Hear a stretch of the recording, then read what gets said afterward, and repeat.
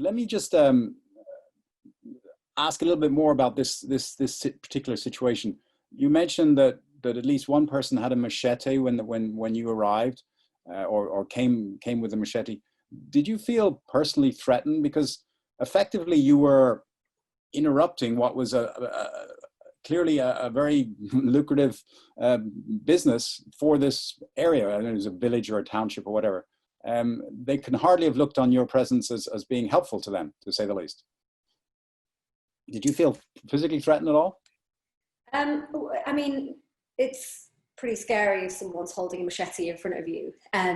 But we could tell very quickly that anger wasn't necessarily directed at us. It was directed at Boise and the government and the frustration of what was happening. And that's, again, not to say that, you know, obviously the people who were running this orphanage were not doing it legally, and there were a lot of questionable things that we saw. But there was evidence that the government was blackmailing them. And so they were very angry about that. They were upset and they were concerned. But actually very quickly, we spoke to them, and they really, really wanted us to speak to them. And they actually invited us back the next day to film with them.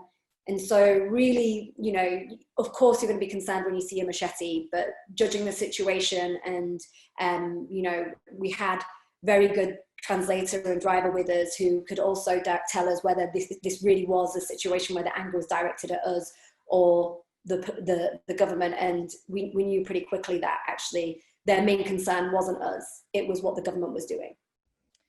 Yeah, and just to add to that, you know, we never felt directly threatened by Boise either, but he clearly had the police on his side too. He was clearly a powerful figure in the community. The police also asked us for money for, you know, their trouble after.